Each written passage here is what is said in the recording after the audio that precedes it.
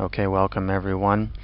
Today we have Mr. Beau Brandow from Outer Island Excursions on Orcas Island with us to spend about 15 minutes explaining everything we need to know about whale watching in the San Juan Islands. So what time of year is the best time of year to see the whales, and what species of whales can we expect to see?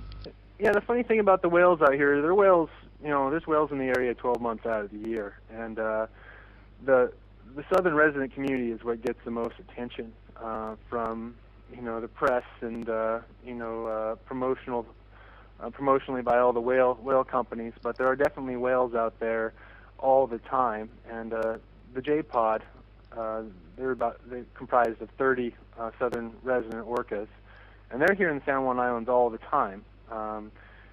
The numbers of southern residents go up to nearly 100 during the summer months when K and L pod return from the open ocean to join them. It's actually their breeding grounds here, so they come back and they intermingle and have a lot of fun here in the calm waters of the San Juans during the summer months. But there's gray whales during the spring and humpback whales throughout most of the summer months, well into the fall.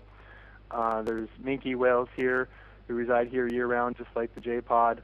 And there's transient whales, which are another form of orca whales, just in a different family group with a kind of different cultural identity that travel around throughout the greater Puget Sound area and up into the Canadian Gulf Islands that are also here all the time.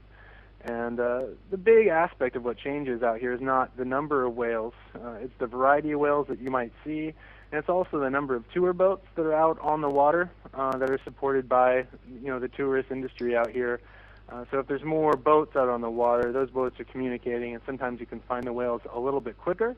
But the real nice part about the winter is if you're still apt to want to go out, when you do find the whales, it might take you just a little bit longer, but when you do find them, you're one of the few boats that's out there with the whales, and you have a real private and I think a much more authentic wildlife experience than viewing a group of whales with a higher number of boats in the vicinity. So that's another plus to off-season whale watching also. How often do you get questions about the weather? Nearly every day for almost every trip. Is it going to be sunny tomorrow?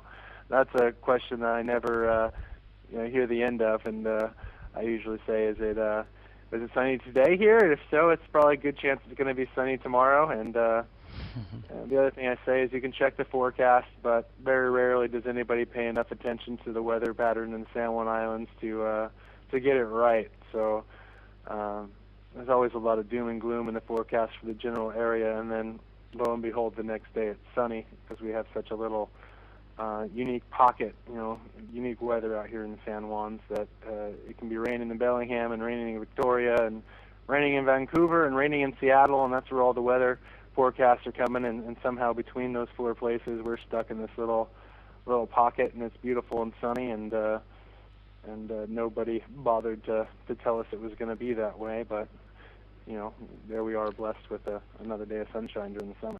Where exactly do you find the whales, and how far do you normally have to drive in the boat to get there? Well, on the real great days, I like them, and the tourists like them, or anybody on board my boat likes them. On some days, we only have to go 3 or 4 miles out of my home port, and there the whales are, and we're blessed because we don't got to burn a lot of gas and spend a lot of time getting there, and we get to spend a lot of the time on the tour with the whales, which is great for everybody. On other days, we're heading out 50 miles well past Victoria into the Strait of Juan de Fuca to go look at humpback whales or the transient orcas that are coming in off the west side of Vancouver Island, nearly to Sook or Race Rocks. And those are beautiful areas, and we love those long trips too. We get to see a lot of different terrain and see a lot of different species. Sometimes, Dall's porpoises, rarely Pacific white-sided dolphins out on the way out to some of those regions, and we'll usually take a couple pit stops on those longer trips and see some interesting wildlife along the way. Seasonally, stellar sea lions.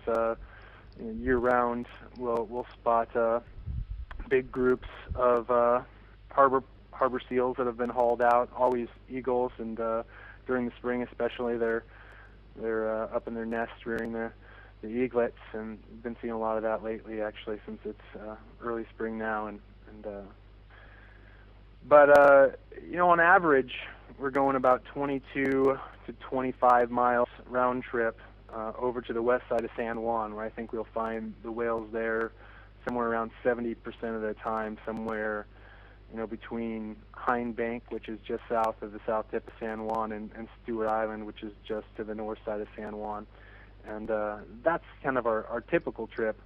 And on our typical trip, we'll circumnavigate San Juan Island and usually find the whales either highly localized at one point or spread out kind of across that banana belt, because that's a key salmon area, and that's why the whales are there.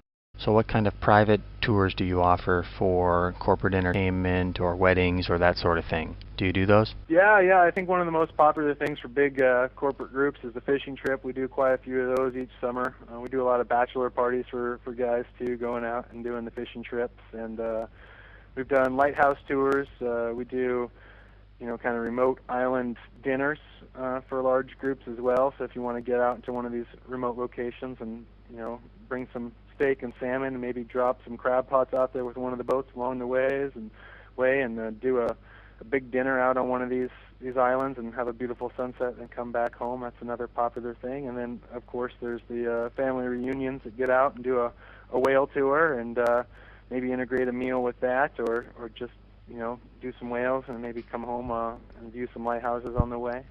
We get all sorts of large sized groups doing stuff like that, and we can handle groups anywhere from 2 on up to 24 or more. So and there's plenty of options for groups big and small out here on Orcas. On your whale watching and your fishing trips, are you strictly whale watching and fishing, or are you taking the time to explore some of these secret beaches and smaller islands? Yeah. One of the big components of all our trips is kind of trying to get into the nooks and crannies of the islands out here, because once you take the time to slow down and see some of the detail of the islands out here, your eyes get open to